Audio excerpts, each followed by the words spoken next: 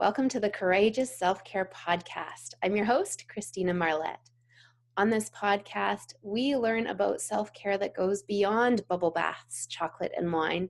It is self-care that is action-oriented. It is strategic. It can get uncomfortable because it goes on the inside and gets really deep and murky and unclear. And yet, the benefit is that it will transform your life. Be sure to stick around to the end of today's episode. I'll be sharing a free gift with you. This month, we've been talking about feminine power and masculine power and how to find harmony between those two kinds of energy. Why would we want to do that? Because when we can consciously access our masculine power, we can get into the energy of getting stuff done. When we can consciously access our feminine power, we can go into our nurturing energy, our creativity, the mystery of the unknown. If we stay in our masculine too long, it creates so much stress and all the problems that go along with it. If we stay on our feminine side for too long, there is no direction whatsoever. And I'm talking from experience. I have lived in both of those places. What we want to do is be able to come into the middle of those two kinds of energy and swing gently from side to side at the bottom of the pendulum, taking masculine when we need it, taking feminine when we need it. Today, I am going over some secrets to true feminine power.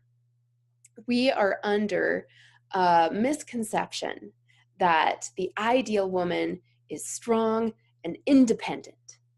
Yes, the ideal woman is strong, but I'm sorry to say, well, I'm not sorry, actually. I'm here to say that she is not independent. That is a misnomer.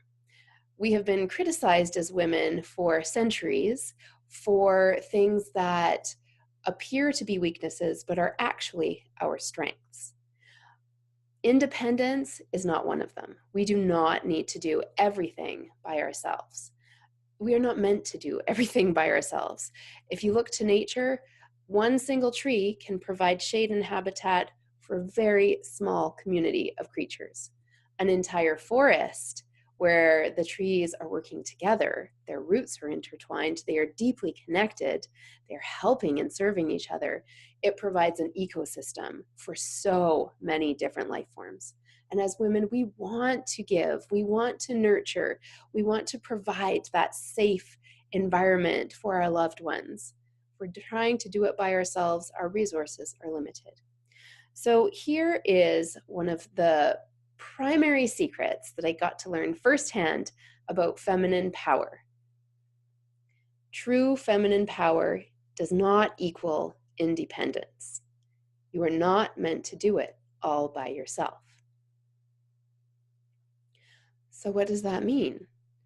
I was having a conversation with a friend recently talking about this very subject, and what I said is, instead of being independent, what actually takes the most strength and courage is asking for help. If you think about it, isn't it easier to do something by yourself in terms of the amount of courage it takes? Doing stuff by yourself is, you don't have to reach out.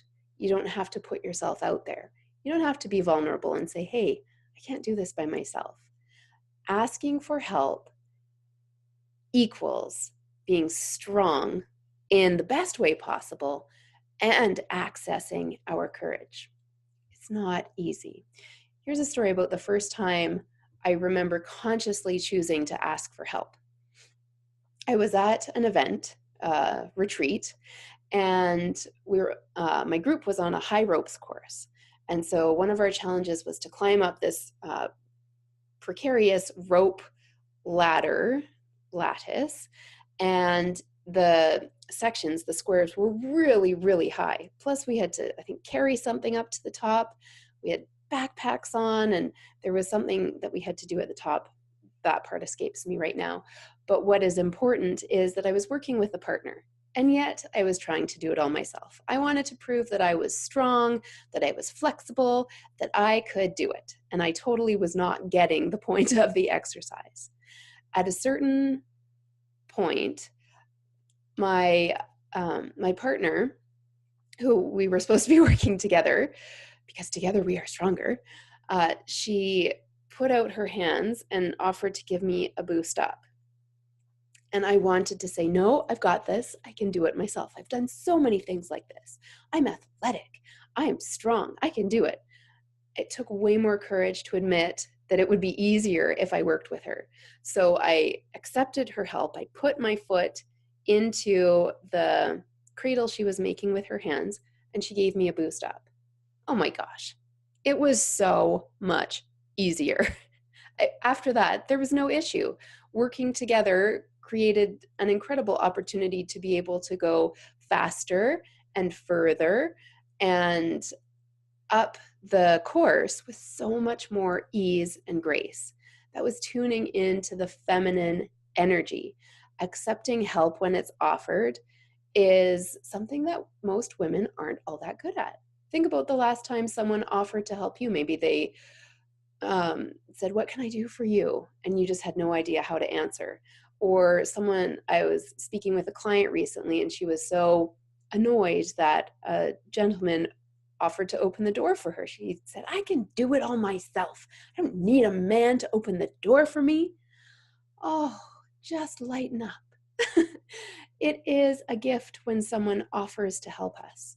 And the other thing about receiving that gift is, well, think of when you want to give a gift to someone. It feels so good. And then if they close the door on you and refuse it, it doesn't feel good. So when someone offers help to you, every giver needs a receiver. You're giving a gift to the giver when you say yes. So that is an example of accepting help when it's offered. Now, the next step that's even more challenging is asking for help. And I grew up for years thinking that being independent was a quality that was admirable. I even had an assistant principal when I was a teacher who said to someone else, and it got back to me, "That Christina is so independent. She just wants to do everything herself." And I thought, yes, I am. I thought it was a compliment. It was not a compliment. So asking for help is so powerful. The first time I learned the benefit of asking for help was the initial time that I hired a life coach. I realized there are people who know more than I do about how I want to become. I have this vision of the person that I want to become. And so I don't want to figure it all out by myself. It's going to take years. I had already tried for years. When we ask for help from a mentor, from a coach, from a trusted colleague, someone, you want to pick out someone who is already doing what you perceive as being where you want to go in life. So asking for help from someone who's been there already, who wants to be of service to you, it is so powerful. So I have a challenge for you this week, or today, actually. The challenge is to accept help that's being offered to you, and it can be very subtle. So being on the lookout, because humans want to help each other. We want to be that interconnected system that can go further and faster and farther beyond. Okay, further and farther are the same thing. We can go beyond where we can go by ourselves if we go together. So the challenge to you today is, number one, accept help when it's being offered. And then notice how good it feels to be the receiver of someone who wants to give to you. So very powerful. And then challenge number two, once you've done that one, is to go a step further and realize where in your life you could use some help, and then ask for it. It might be around the house. I used to try to do everything myself because I thought that I would do it the best, and no one else could do it the way that I wanted it. It's taken me years to ease off of that perfectionist tendency I have. But what I have noticed is even if something isn't done exactly the way that I would want it to be done, it feels so much better to not have to do it all myself. I'm only one person. There are way better ways to spend my time than to be doing all of the stuff around my house myself. Maybe it's at work. So I decided to ask for help because my list was just so never ending. And then I noticed that there were things that were always at the bottom that never got done because I don't actually like doing them. So I decided to ask for help, light bulb. And I hired someone to do the things that I never was getting to. So much easier. And I can tell you, when you do have that courage to move through the fear and ask for that help, on the other side is this incredible energetic release of tension.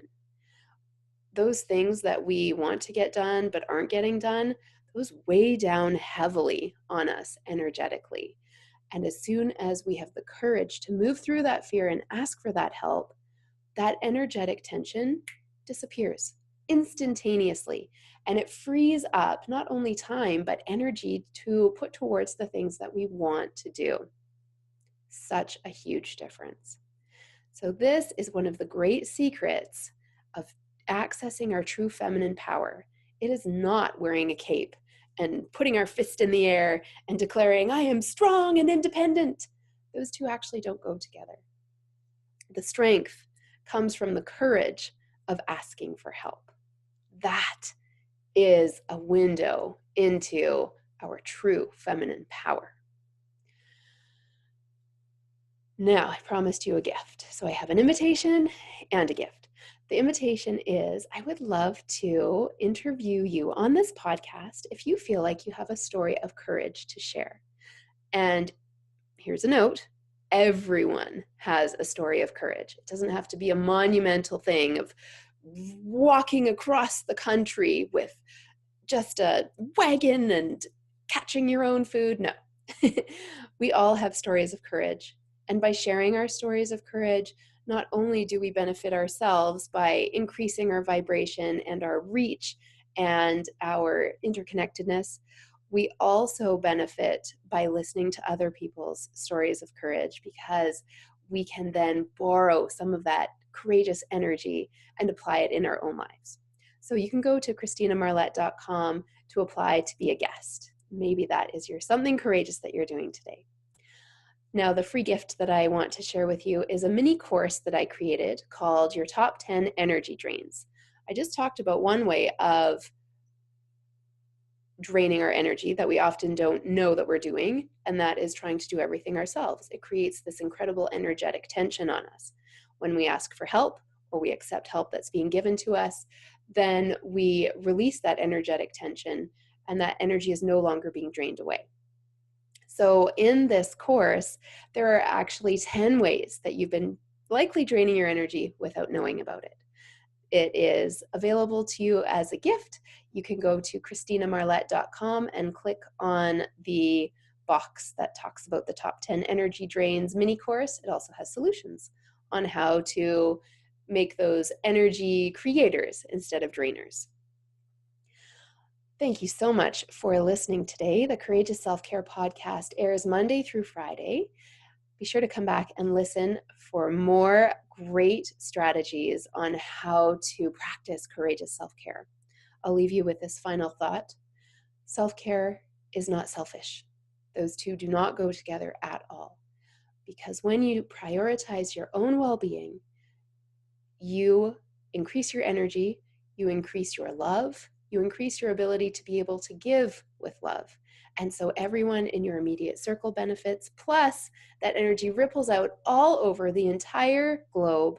And when one woman takes a stand and says, I'm going to practice self-care courageously, every other being in the world is impacted by that energy. So take a stand.